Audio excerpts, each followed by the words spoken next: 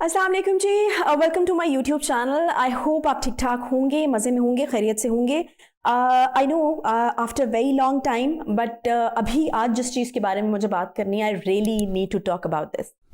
मैंने नेटफ्लिक्स पे एक डॉक्यू ड्रामा या डॉक्यूमेंट्री टाइप एक चीज़ देखी है जो कि इस वक्त मेरे पीछे चल भी रही है, और वो है जी, उसका नाम है जी द टिंडर स्विंडलर। अच्छा जी, अब ये चूंकि नाम से ही पता चल रहा है कि टिंडर तो एक ऐप है जो कि पाकिस्तान में बैन हुई हुई है, लेकिन फिर भी मैं आपको बताऊं कि बहुत सारे लोग उसको यूज़ कर रहे हैं। और स्विंडलर जो है, अब वो जो लफ्ज़ है वही धोखाधड़ी के साथ जुड़ा हुआ है, यानी टिंडर के ऊपर जो धोखाधड़ी या फ्रॉड हो रहा है उसके बारे में जो है ये डॉक्यूमेंट्री है। अच्छा, ये बड़ी इंटरेस्टिंग किस्म की डॉक्यूमेंट्री है, और इसकी ऑब्वियसली सबसे अच्छी बात डॉक्यूमेंट्री की ये होती है जी कि उसके अंदर फैक्ट्स जो हैं वो बयान किए जाते हैं। तो जो स्टोरी इसके अंदर बयान की गई है वो ट्रू स्टोरी है। अच्छा, साइमन लेवाइव जो है वो इसका मेन कैरेक्टर है, जिस कैरेक्टर के गिर्द ये पूरी स्टोरी घूमती है। And he is the one जो कि स्विंडलर है स्टोरी के अंदर, जो कि फ्रॉड करता है, जो कि धोखा करता है। ठीक है। अच्छा, अब ऐसा है कि टिंडर एक ऐसी ऐप है। पहले मैं इसको थोड़ा एलेबोरेट कर दूं कि टिंडर एक ऐसी ऐप है जो कि डेटिंग ऐप है। उसके ऊपर आप अपना बायोडाटा डालते हैं, अपनी तस्वीर डालते हैं और अपना एक इमेज देते हैं। जो भी टिंडर पे आपको देखे कि आप किस तरह के हैं, आप सोशल हैं, आप अलग रहना पसंद करते हैं, वट एवर, अपना एक पूरा जो है आप एक शो करने की कोशिश करते हैं आपकी पर्सनालिटी किस किस्म की है। अपना नाम, एज, डेट, और फिर उसके मुताबिक जो है बाकी और लोग भी शेयर कर रहे होते हैं, तो आपका मैच जो है वो फिर आपको वहां पर मिलता है, और उसके बाद जो है वो फिर आप एक दूसरे को डेट कर सकते हैं। अच्छा, अब यहाँ पर क्या हो रहा है कि यहाँ पर एक बंदा है जी, साइमन लेवाइव जो है वो बना हुआ है। और साइमन लेवाइव जो बना हुआ है, तो वो अपने आप को शो करता है कि वो लेवाइव फैमिली से है, और लेवाइव फैमिली जो है वो डायमंड में डील करती है, और बहुत ही अरबपति फैमिलीज में से, मतलब दुनिया की जो अमीर तरीन फैमिलीज हैं उनमें जो है वो उसका शुमार होता है। तो तमाम चीज़ें इसके अंदर चल रही होती हैं वो एक धोखे के ऊपर हैं। ये जो साइमन है, सबसे इम्पॉर्टेंट बात ये है कि इसका ताल्लुक जो है वो इसराइल से होता है, और ये कट्टर किस्म का यहूदी होता है। लेकिन चूंकि अब इसके स्कैम का या इसके फ्रॉड का दायरा कार इतना वसी हो जाता है या फैल जाता है कि ये जो 3 कैरेक्टर और लड़कियां हैं, ये यूरोप से इनका ताल्लुक होता है, और ये यूरोप में इनको जाकर डेट करता है, मिलता है, और अपने आप को एक बहुत रिच डायमंड का बिजनेसमैन शो करता है, और उसके बाद फिर धोखा दही का जो सिलसिला है वो शुरू होता है। प्यार के जाल में फंसाता है, और उसके बाद जो है वो उनके साथ डेट करता है। उसके बाद फिर सेम स्टोरी है वो जो सबको सुनाता है कि उसको तो बहुत ख़तरा है, वो बहुत बड़ा कोई डीलर है, और उसको बहुत ज़्यादा ख़तरा है, और क्या है कि उसको उन लड़कियों की मदद जो है वो दरकार है। अच्छा, अब लड़कियां जो है उसके ट्रैप में बिल्कुल जिस तरह वो ट्रैप बिछाता है उस तरीके से वो लड़कियां उसके ट्रैप में आती रहती हैं, और जो भी अपनी जमा पूंजी होती है वो उसको दे देती हैं, या फिर या फिर जो तमाम लोन्स, बैंक के लोन्स का एक सिस्टम होता है, उसके ज़रिए मतलब लाखों रुपए का, करोड़ रुपए का लोन जो है वो उठाती हैं और वो उसके लिए वो दे देती हैं, यानी ट्रैप वो पूरे तरीके से कर चुका होता है। अच्छा, अब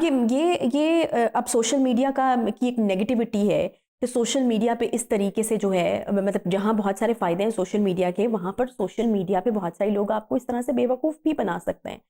हालांकि गवर्नमेंट्स कोशिश करती हैं कि इस तरह की चीज़ों को जो है वो बैन किया जाए, हालांकि ये मसले का हल नहीं होता। मैं इससे जो हूँ इस पर कायल नहीं हूँ कि अगर एक चीज़ जो है उसका गलत इस्तेमाल हो रहा है तो उसका जो सही इस्तेमाल करने वाले लोग हैं, जो वाकई चाहते हैं कि उनका परफेक्ट मैच उनको मिल जाए, या रिश्ते करने में अगर कोई प्रॉब्लम है और लोग मिलकर जो है वो उस चीज़ को सॉर्ट आउट कर लें या अपनी ज़िंदगी गुजारने का फैसला करें, तो उसमें कोई बुराई नहीं है।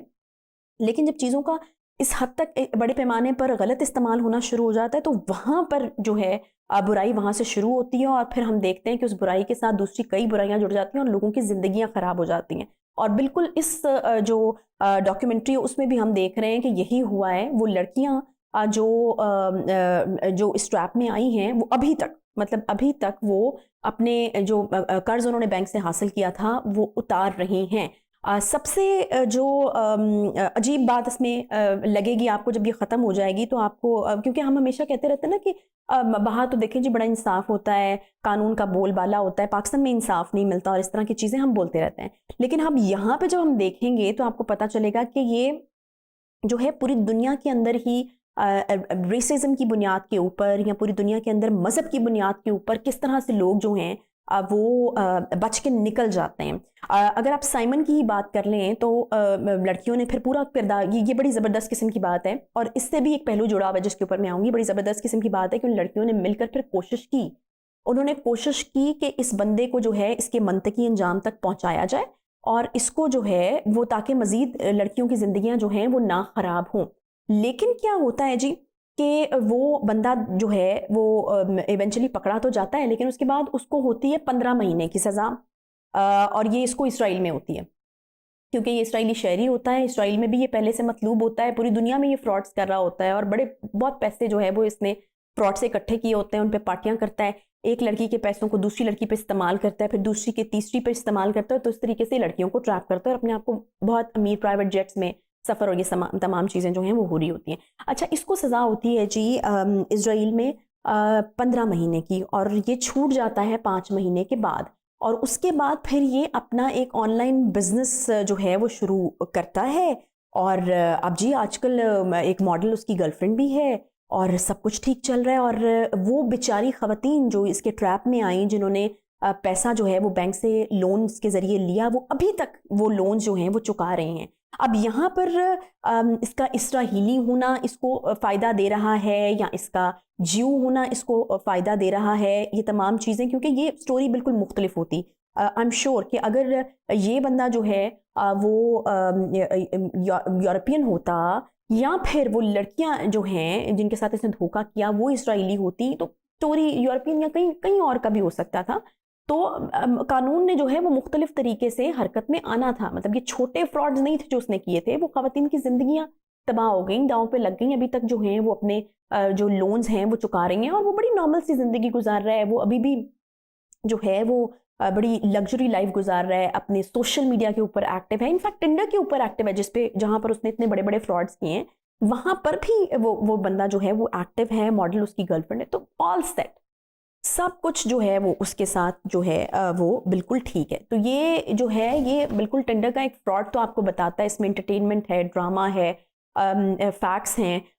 ये तमाम चीज़ें जो हैं ये आपको ये तो बताती है, लेकिन उसके साथ साथ ये भी बताती है कि किस तरीके से सोशल मीडिया के को नेगेटिव तरीके से इस्तेमाल करने वाले जो हैं वो लोगों की ज़िंदगियाँ जो हैं वो इस तरह से बर्बाद कर रहे हैं। अच्छा, अब इसमें एक और पहलू जिसके ऊपर मैं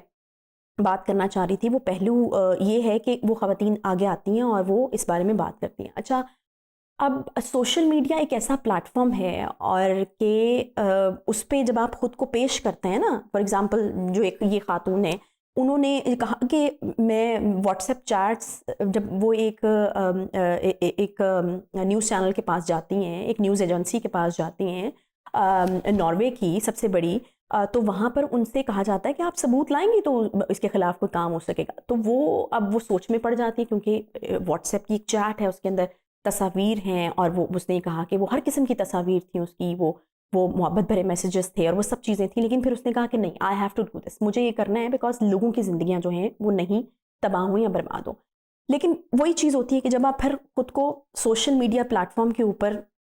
इस तरीके से जो है वो पेश कर देते हैं, अपनी आप बीती मैं कहूँ कि आप जब बयान करते हैं, चाहे उसके अंदर आपका मकसद अच्छा ही क्यों ना हो, यानी वो ये चाह रही थी कि जो और लड़कियां उनकी ज़िंदगियां जो हैं वो तबाह होने से बच जाएं,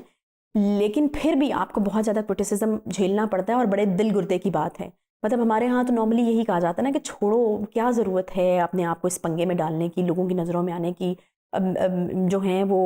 100 लोग जो हैं वो तरह तरह की बातें करते हैं और इस तरह की तमाम चीज़ें, लेकिन फिर वो क्या होता कि कभी भी ये जो बंदा है ये दुनिया की नज़रों में नहीं आता और इस तरह के फ्रॉड जो है वो करता ही रहता। अब जो सज़ा हुई है उसको और जो जिस तरह का वो लाइफस्टाइल जी रहा है वो सब अपनी जगह पे, लेकिन एक चेहरा तो ज़रूर सामने आ चुका है। वो जिस तरीके से ख़वातीन को बेवकूफ़ बनाता रहा है, वो एक क्लैरिटी ज़रूर जो है वो लोगों को मिल गई होगी। तो उसका कुछ ना कुछ फ़ायदा तो यकीनन हुआ है, क्योंकि हमने देखा है कि वहाँ पर जो फ्रॉड था वो सारा जो है वो खुलकर सामने आ गया और बहुत सारे लोग या ख़वातीन जो हैं उनकी ज़िंदगियाँ यकीनन बच गई होंगी इस वजह से।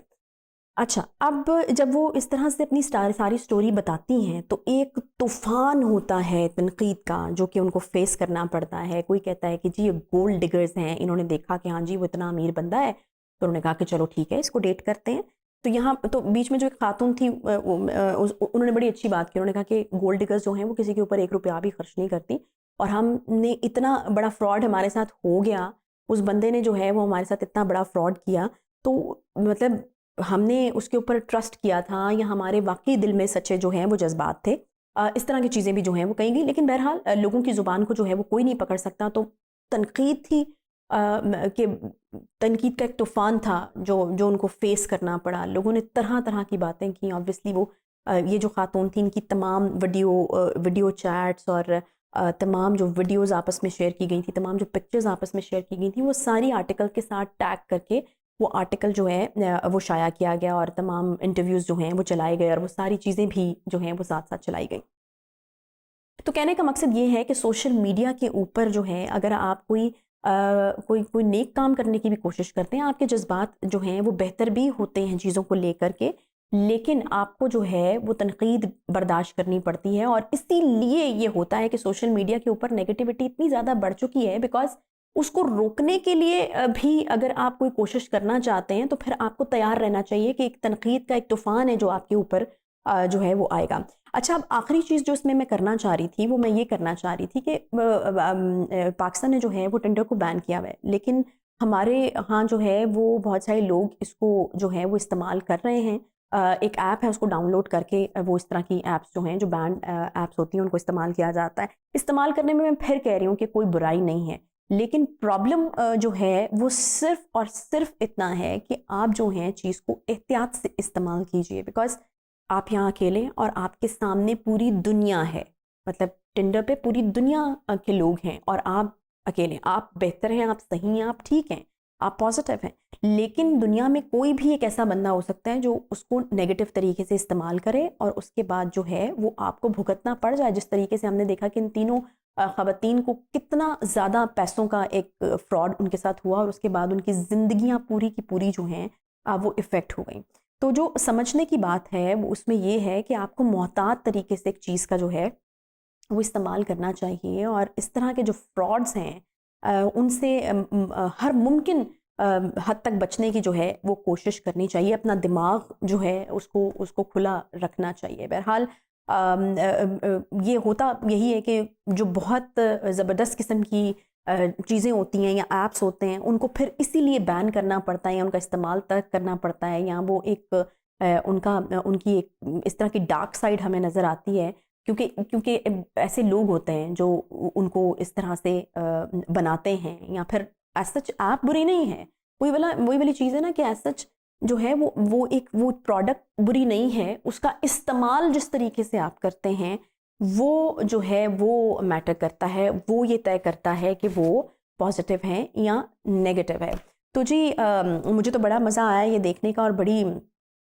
इंफॉर्मेशन भी थी इसमें, और बड़ी इंटरटेनमेंट भी थी। लेकिन आपको ये भी बता दूं कि अब ये चूँकि एक तहलका मचा हुआ है टिंडर स्वेंडलर को लेके, तो उसका जो कैरेक्टर है, जो साइमन लेवाइव बना हुआ है, जिसके बारे में मैंने आपको बताया कि अब ही इज़ ऑल सेट, वो सामने आया है। मुख्तलिफ चैनल्स को वो इंटरव्यूज़ दे रहा है, और वो ये कह रहा है कि ये बिल्कुल बनाई हुई स्टोरी है। नेटफ्लिक्स ने जो है बिल्कुल उनको डिफेम करने की जो है वो कोशिश की है। हो सकता है कि वो कोई कानूनी कार्रवाई जो है वो इसके ऊपर करे, क्योंकि वो ये कह रहा है कि उसको डिफेम किया गया है, और उसकी साख को नुकसान पहुंचाने की कोशिश जो है वो की गई है। बहरहाल अब क्या होता है ये तो आगे पता चलेगा कि वाकई जो है वो साइमन लेवाइव जो है वो लीगली जो है कोई कार्रवाई करेगा नेटफ्लिक्स के ऊपर, और नेटफ्लिक्स को जो है वो हटाना पड़ेगी ये जो डॉक्यूमेंट्री है, या फिर नेटफ्लिक्स जो है वो अगर कोई केस होता है और वो जीतेगा नेटफ्लिक्स, और उसके बाद फिर जो है पता लग जाएगा और ये स्टैम्प्ड हो जाएगा कि ये जो साइमन लेवाइव है यही जो है वो क्रिमिनल है, और इसने ये तमाम चीज़ें जो हैं की हुई हैं। लेकिन आई मस्ट से कि जो चीज़ें इसमें दिखाई गई हैं और जो बताई गई हैं, किसी का माइंड बहुत ही एक ईवल माइंड होना चाहिए उसके लिए, जिस तरह की डीलिंग्स और जिस तरीके से ये ट्रैप और करता रहा है, और जिस तरीके से फिर ये अपनी लाइफ पे स्पेंड करता रहा है और लड़कियों पे स्पेंड करता रहा है, तो एक बहुत ईवल माइंड उसके लिए चाहिए जो ये तमाम चीज़ें होती रही हैं। तो जैसे कोई ऐप है, जैसे कोई प्रोडक्ट है, जैसे कोई ईजाद है, वैसे ये इंसानी दिमाग भी है। इसको ये सच खुद बुरा या अच्छा नहीं होता, इसका इस्तेमाल पे ये डिपेंड करता है कि ये पॉजिटिव है या नेगेटिव है। जाते जाते पैगाम बी पॉजिटिव, खुश रहें, खुश रखें। इंशाल्लाह मुलाकात होगी अगली वीडियो के साथ। Thank you.